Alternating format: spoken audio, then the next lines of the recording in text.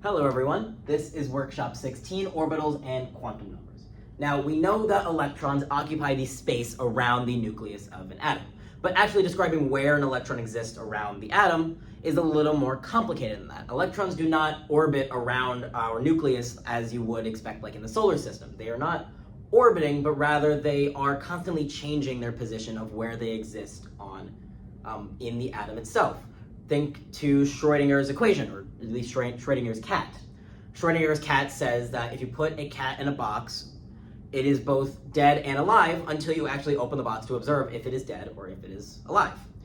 A similar thing is happening with electrons. Electrons are going to constantly be moving until you actually go to observe them. You don't actually know where the electron exists or how the electron exists until you go to observe it. And so when we are looking at orbitals, we are now describing the likely positions of where these electrons should exist. You have to draw 3D structures of the electron to actually show the orbitals, but we have ways of denoting them and showing some form of notation, and that's what we're going to go over today. We're going to show how to show a more like 2D notation of saying, hey, this electron should exist in this orbital or at this energy level. And so to do that, there are first some rules that we have to follow. So first, there is Aufbau's principle. Electrons fill orbitals from low energy to high energy. And so your orbitals are going to have energy levels associated with them. There are quantum numbers that we will look at next that will help describe that energy. And so if there is an energy level of 1, all of your electrons have to fill that first energy level before you can go up to energy level 2, and then that has to be filled before you can go into energy level 3, etc., etc. You have to fill from low energy to high energy. And that should make sense because how are you going to be able to jump in energy if the lower parts are not filled first? It is much easier to fill something with lower energy than it is something with higher energy. Now, Hund's rule says that every orbital in a sublevel is singly occupied before any orbital is doubly occupied. All electrons in singly occupied orbitals have the same spin to maximize total spin. So, electrons exist in pairs. They want to exist in pairs in every single orbital. And so because they exist in pairs, you are going to have spin associated with them. Whenever you have a pair of electrons, and again, when we get to the quantum numbers, we will talk about spin.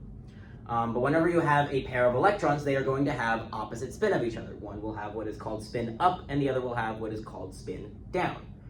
But you are not going to pair them up immediately. What Hund's rule is saying is that if you have a set of orbitals, you're going to fill in each orbital with one electron, all pointing in the same direction, all having the same spin.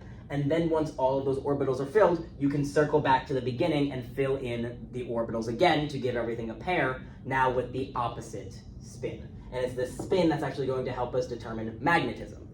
When you have your pair of electrons spin up and spin down, they cancel each other out, and it prevents magnetism. So anytime you have a magnetic element, you have lone electrons. You have unpaired electrons that now cannot have their spin canceled out. And the last rule is Pauli's exclusion principle. 2 electrons cannot have the same 4 quantum numbers. And so we're going to jump into what quantum numbers are. There is your n value, your L value, your m sub L value, and your m sub S value. We are looking at the energy and size of our orbitals. We are looking at the shape of our orbitals. We are looking at the orientation of our orbitals. And like I mentioned, we are looking at the spin of our orbitals. No 2 electrons can have those same 4 properties then. 3 of those properties can be the exact same, but one of them has to be different because the quantum numbers determine the actual chemical properties of these electrons. It allows for the actual reactions to occur. And so if 2 electrons have the exact same quantum numbers, that then means that those are the exact same electron. They cannot both exist. You cannot have 2 of the exact same electron existing in your one atom. And so all of your electrons have to have 4 different quantum numbers because they are all a unique electron existing in the atom. And so with these 3 rules down, now let's go over our 4 quantum numbers to actually know how we are going to assign, essentially, if you were being asked questions about electrons, what orbital it's in, what energy it has, what shape it's going to take on, etc. So here are our 4 quantum numbers, N, L, M sub L, and M sub S.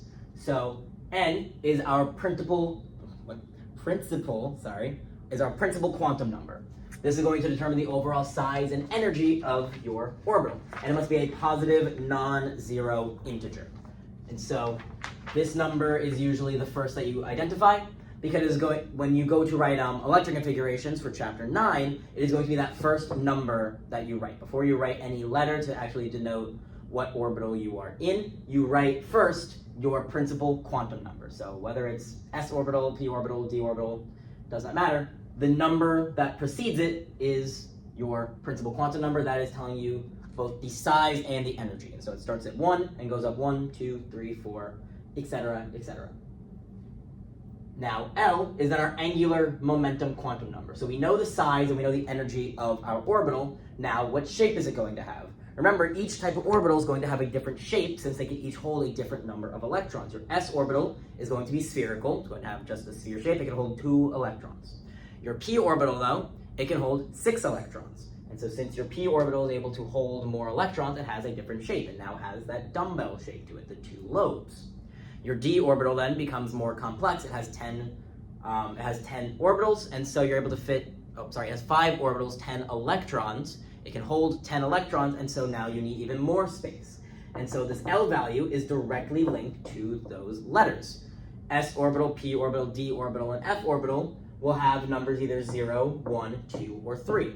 It is dependent on your n value. L can only be an integer from 0 to n minus 1, and so if your n value is 3, your L value has the possibility of being 0, 1, or 2. Depending on the question, you might be able to derive very specific information about your electron or very vague information about your electron. If you are just given an n value, you know all the possible L values. But if you are being told the specific sublevel that you're in, S, P, D, or F, now you know the exact L value that you're going to have. Let's actually write those out. If you're in the s orbital, your L is equal to 0, p is equal to 1, d is equal to 2, and f is equal to 3. So depending on how much specificity the question is asking for, you can either get really specific and say what orbital or sublevel you're actually in, or you can just say all of the possible sublevels you can fall into. Now, our n sub L value is our magnetic quantum number. This is now the orientation of the orbital. Remember, we are talking about electrons in a 3D space. We are talking about the probability of an electron existing somewhere around our nucleus of the atom. And so, we have to know in a 3D space on our x, y, and z axis where the electron could possibly exist. Again, for our s orbital, there's really only one axis it can really exist on since it is a perfect sphere. It ends up being just 0 across the board. But as you get to your more complex sublevels, since our p orbital is 2 lobes, are those lobes laying across the xy plane, the xz plane, or the yz plane? D orbital. Now, again, each orbital is going to have a different orientation. You can have it across xy, xy, xz, zy, what is called x squared, y squared, and then z squared. And so, again, f then gets even more complicated. The more lobes you add, the more complex your shape becomes, the more orientations you have the possibility of having. And again, that is why S then has only one possible orientation, a sphere. No matter if you look at the x, y, or z axis, the sphere is going to look the same.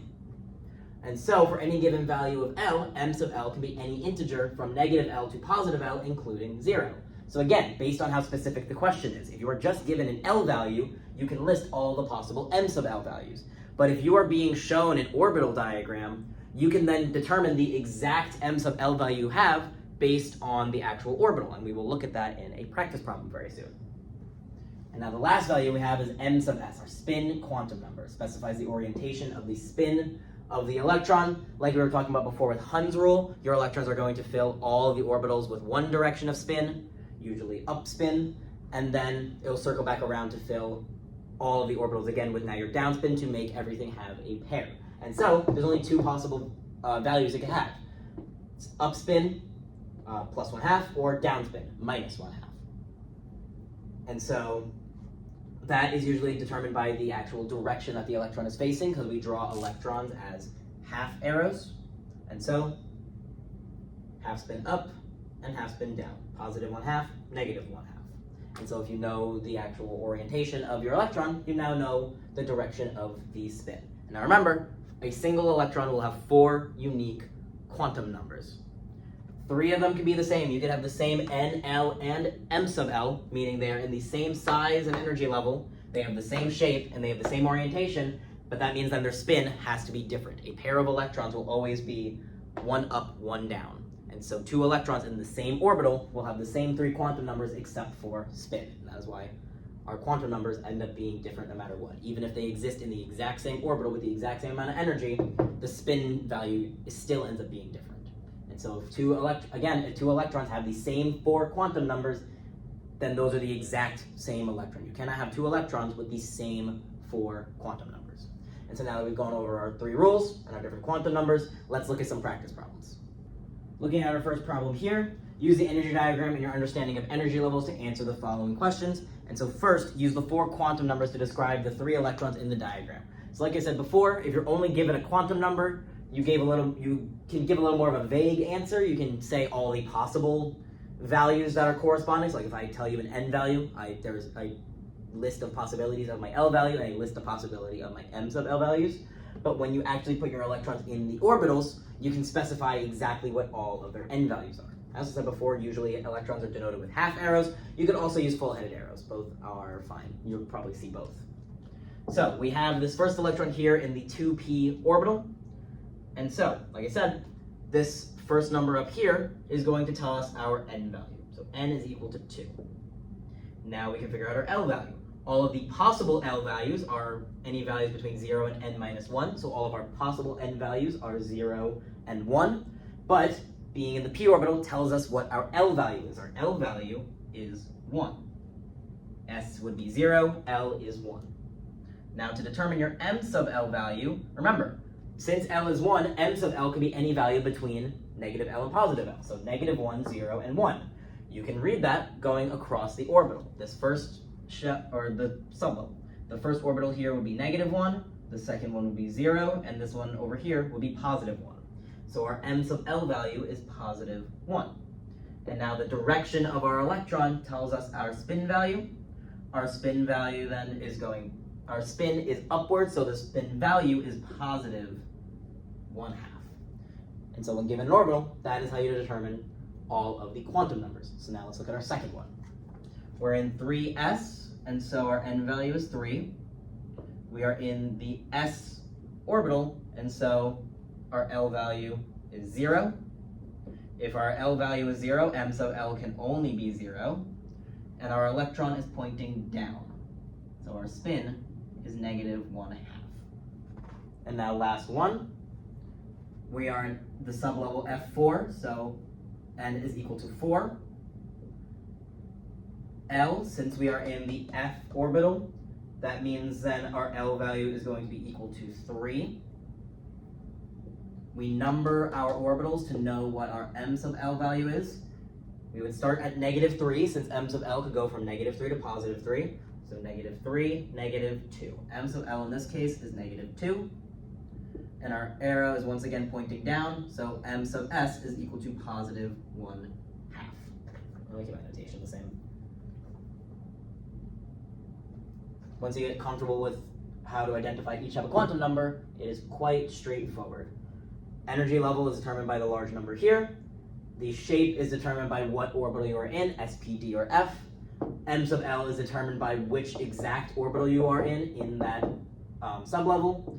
And spin is determined by the direction of the arrow itself. So now looking at 2b, they give us an energy diagram to be able to determine which electron transition would cause emissions of a longer wavelength. Longer wavelength is inverse to energy. And so the longer the wavelength, the less energy you're going to produce. Just always good to keep that relationship in mind. But now, let's actually, even if we don't have the energy diagram on us, we should be able to determine which one's going to produce a longer wavelength, because the energy jump, as you can see here, from 1 to 2 is incredibly large. But then as you go up in energy levels, the jump between energy levels becomes smaller and smaller. And so if our first question is asking about N3 to N1 versus N2 to N1, since both of them are dropping down to 1, it is now just seeing which one is going from a higher starting point.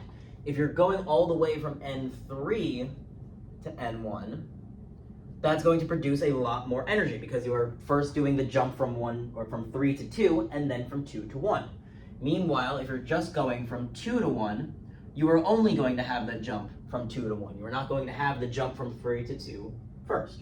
And so, N3 to N1 will require more energy or produce more energy if we're going downwards. Produce, or I guess the word would be omit, more energy. And like I said, more energy means you're going to have a shorter wavelength. A longer wavelength, you're going to produce less energy. So, while N3 to N1 produces more energy, N2 to N1 is going to have the longer wavelength. There we go.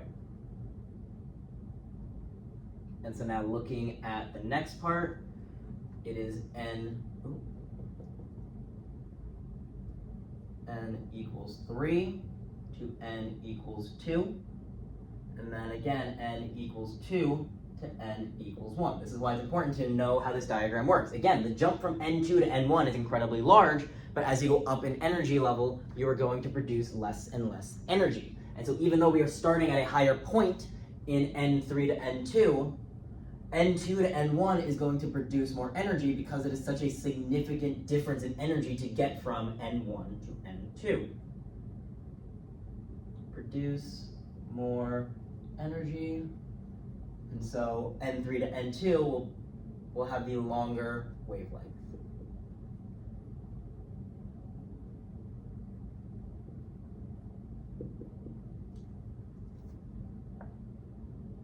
So that is part B. And so now the last part of question 2 is to compare and contrast the following orbitals in terms of size, shape, nodes, and orientations. There's a few different ways that we can do this. So what, this was all 2A, this was 2B. It's a little messy of where things are, but we'll put 2C over here now. I just want to do all of 2C at one shot. Comparing and contrast the following orbitals. There's a few different ways that we can do this, and so I'm just going to write some information about each orbital.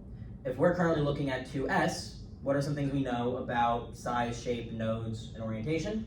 If it's energy level 2, that means it must be larger than 1S. You could also say that it's smaller than 3S, smaller than 4S. All of those would be acceptable. Asking about the shape, we're in the S orbital, so it's spherical.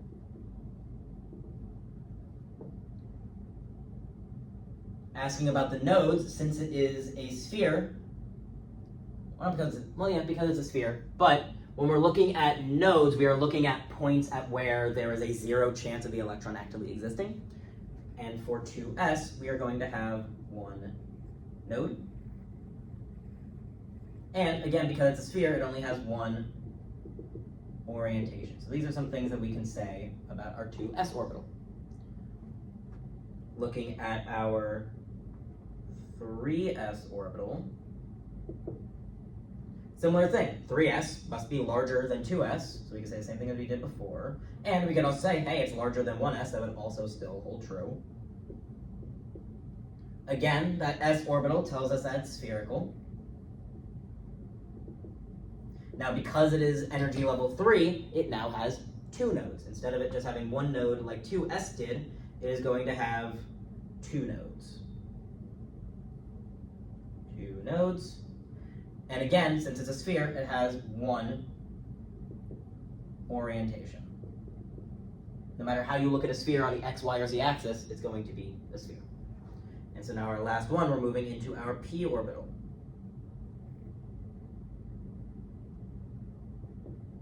Oh, I realized before when I was going over the P orbitals orientations, your P orbitals are going to fall on the X, Y, or Z axis. Sorry, I was saying X, Y, X, Z, and Y, Z. P orbitals fall on either the X axis, the Y axis, or the Z axis. Your D orbital will have X, Y, X, Z, Y, Z, and then X squared, Y squared, and Z squared. So sorry about that. But now for our last one here, 2P, we can say the same thing here. It must be larger than Well, we can't say that it's larger than 1s necessarily. I don't want to try to make that comparison. 2p would be the first time you hit the p orbital, since 1s, there is no such thing as 1p, there is not enough space. And so, if we're trying to compare a p orbital to a p orbital, we can say that 2p is smaller than 3p. That is a fair comparison that we can make. Forgot the word than. Smaller than 3p. Since it is the p orbital, like I said, it's going to have that lobe shape. So shape-wise, it is bilobed. And now again, it's at energy level 2, so it has one node, one point where we're going to have 0 chance of electron density. Specifically, one node at the nucleus. And for orientation, this y is telling us what plane our lobe is actually lying on. The lobes are oriented along the y-axis.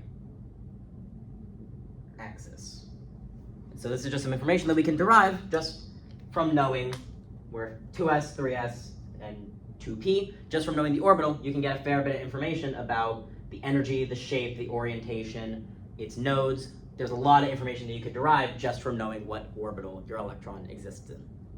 Now, question 3 is showing us 3 different energy diagrams, and they want us to identify what is wrong with each of them, what principle is being broken, and how to actually fix this error. So let's go over our 3 principles. We have Aufbau's principle, Hund's rule, and Pauli's exclusion principle. So Aufbau, we have to go from lower energy to higher energy. Hund's rule, everything has to be filled in singly before we can go back and fill everything with pairs. And then Pauli's exclusion principle, we need to have 4 unique quantum numbers. You cannot have 2 repeating electrons in the same orbital. So looking at this first one, we have 1 electron in the 1s orbital, and then 2 in the 2s, and 1 in the 2p. We did not fill our 1s orbital. This 1s orbital is not completed, and so we are actively breaking Aufbau's rule. And so the problem is that the 1s orbital is not filled. How to correct the error? So I should actually, so how do we correct this? Fill the 1s orbital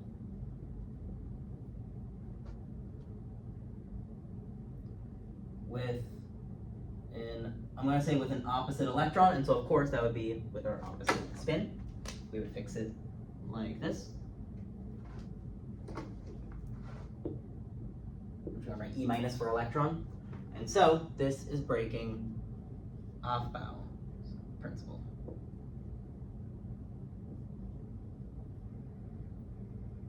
So now on to the second one. Our electrons are filled in 1s, then 2s, then 2p, so Aufbau's principle is being followed. And we have 1 up, 1 down for all of our pairs, but notice what's happening in the 2p orbital. We have a pair of electrons, but we haven't filled in our other 2 orbitals. These 2 electrons should not be paired together yet. According to Hund's rule, we need to fill everything in singly before we can go back and fill everything in doubly. And so, for the second diagram, we have 2 electrons in the same subshell in the same orbital, aka paired before filling every orbital singly.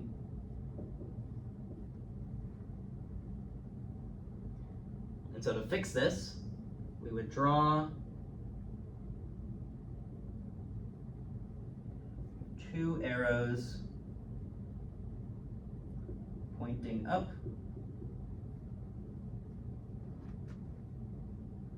in 2 different 2p orbitals. And so we would take orbitals, we would take this downward spin electron here, move it over into our next orbital in the 2p subshell.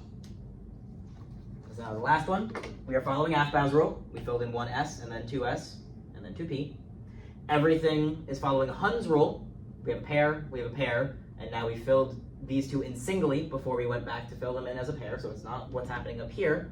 But notice the direction of our electrons. Both of these are pointing upwards. They have the same spin. That would give both of these the exact same quantum numbers. N value of 2, L value of 0, a M sub L of 0, and an M sub S, a spin value of +1/2. We cannot have the same 4 quantum numbers across 2 electrons. So the problem, 2 electrons in the 2s orbital have the same spin. And so to fix that, we're going to give one of them different spin. We want to draw 2 arrows in 2s with opposite spin. And this is breaking Pauli's, that's not how you spell that, Pauli's exclusion principle.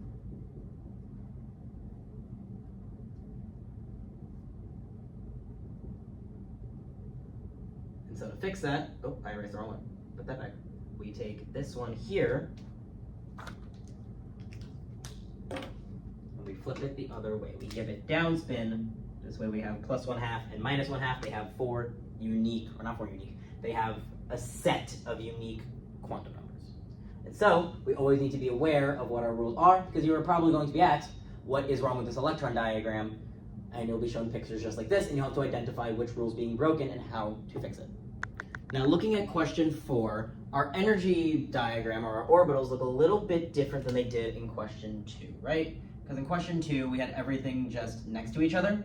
Orbital 1, followed by orbital 2s and 2p, and then 3s, 3p, 3d, 4s, 4p, 4d, 4f. That was just to be able to identify the different quantum numbers of our electrons. When you actually go to fill in electron orbitals, this is the energy that they're going to have. It goes 1s, 2s, 2p, 3s, 3p, and now notice 4s comes before 4d. As you get higher and higher in energy level and add on more and more sublevels, there starts to become some overlap in the sublevels. And due to overlap, the energy level, the energy themselves don't necessarily follow what we predict based on our quantum numbers. We expect all of our 1 orbitals and all of our 2 orbitals and all of our 3, all of our 4, etc., but instead, due to overlap, we start bouncing back and forth a little bit. 4s, 3d, 4p, 5s, 4d, 5p. And so we have to be aware of that when we actually go to fill in our electrons. We go to actually write our electron configurations based on our diagrams here. But we're still going to be following our rules. We have to follow Aufbau's rule, saying that our electrons are going to fill from lowest energy to highest energy, and that's why it's important to know the order they're going to fill in. Because if we're trying to fill it from lowest energy to highest energy, we have to hit the 3d orbital before we can hit the 4p orbital. We have to hit 4d before we can move on to 5p. But now we have a few different elements that they want us to draw the energy diagrams for. And so, of course, we're going to be following our rules as we do so. And so let's first look at phosphorus.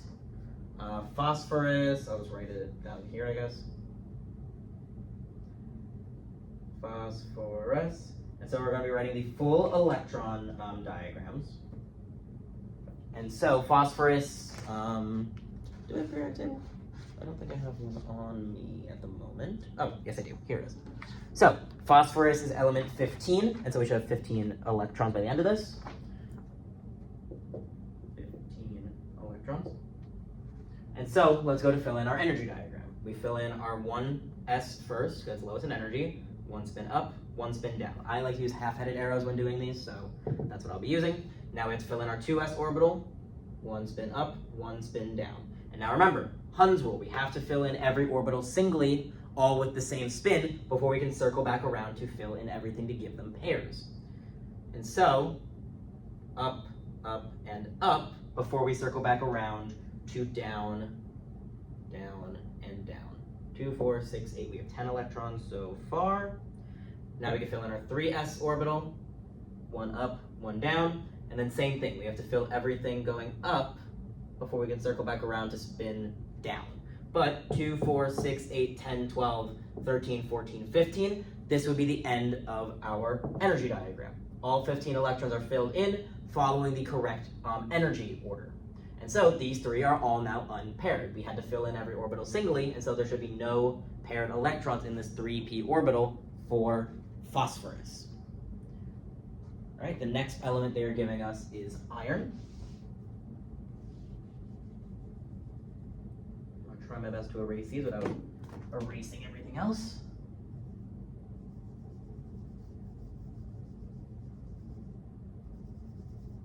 There we go. So iron is element 26. And so we should have 26 electrons by the end of this. So again, filling in our s orbital first, and now our 2s. Everything gets filled singly into p, and now we circle back around to fill in our pairs with the opposite spin. Now we fill in 3s, same thing with 3p. We are going to first fill in everything with up spin, and now we're going to circle back around and fill everything with down spin. So far we have 2, 4, 6, 8, 10, 12, 14, 16, 18 electrons. So this will be 19 and 20. And so now we don't go to our 4p orbital, we go to our 3d orbital. 3d is next in energy. So we're at 20 right now. 21, 22, 23, 24, 25. Everything gets filled in with upward spin, or at the very least with the same spin. This is usually notation to do upward spin first and then downward spin. And now the last electron we have, our 26 electrons, circles back to the beginning of the orbital. And so we have one pair here, and these other 4 end up staying unpaired to follow Hund's rule. And so the last element they want us to do is iodine.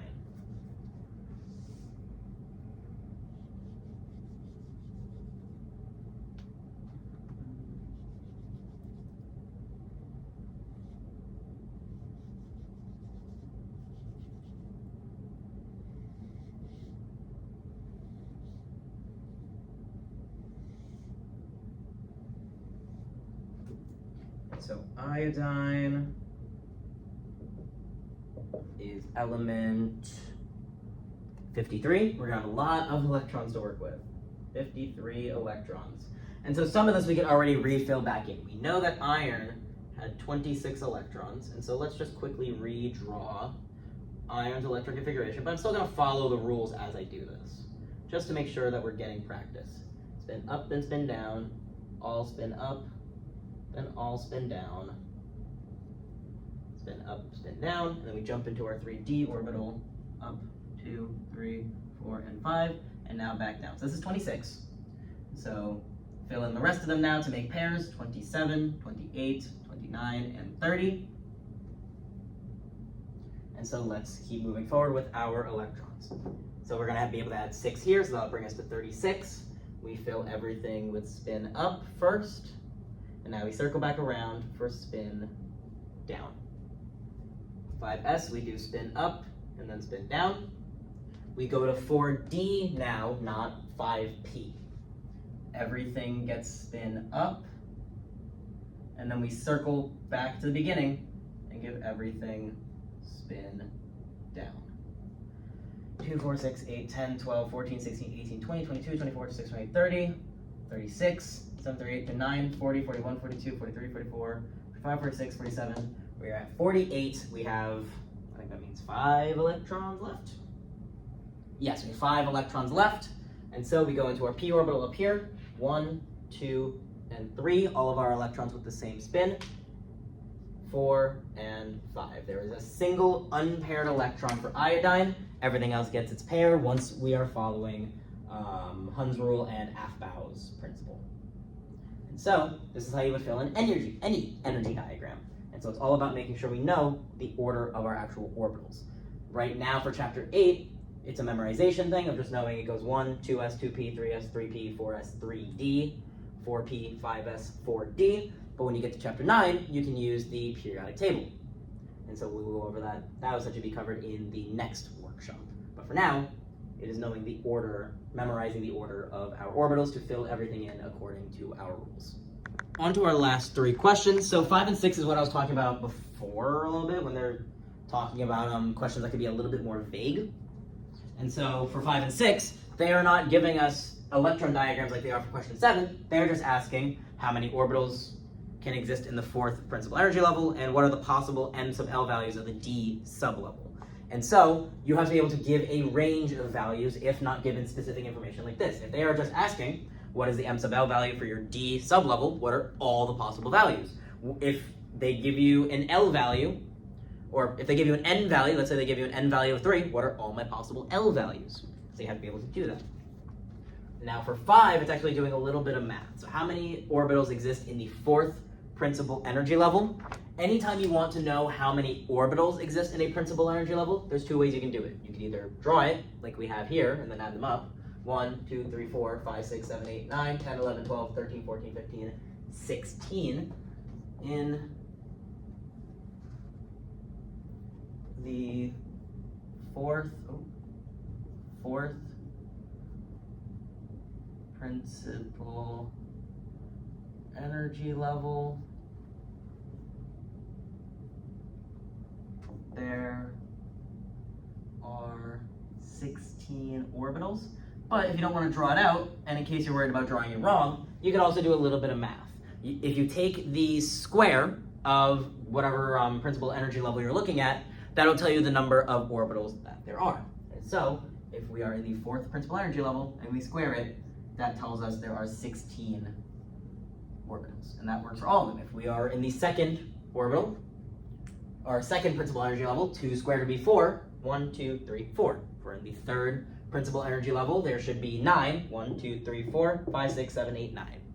And so, based on our drawings, we know that that math is going to work. So, principal energy level squared will equal number of orbitals. N squared equals number of orbitals. Now for number 6, what are the possible values of m sub L for the d sublevel? So that requires us to remember what d actually corresponds to. D is going to tell us about the shape.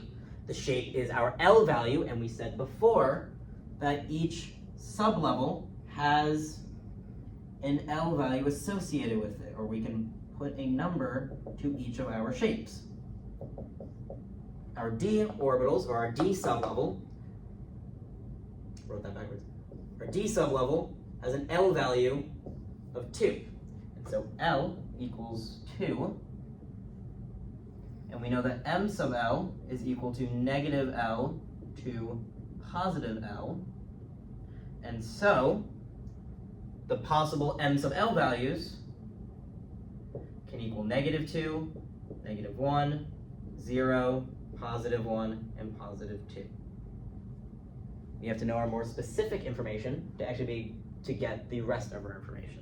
And again, if they were to now give you an electron, like they do here, and put it in an orbital, you can now specify exactly which m sub L value we are working with.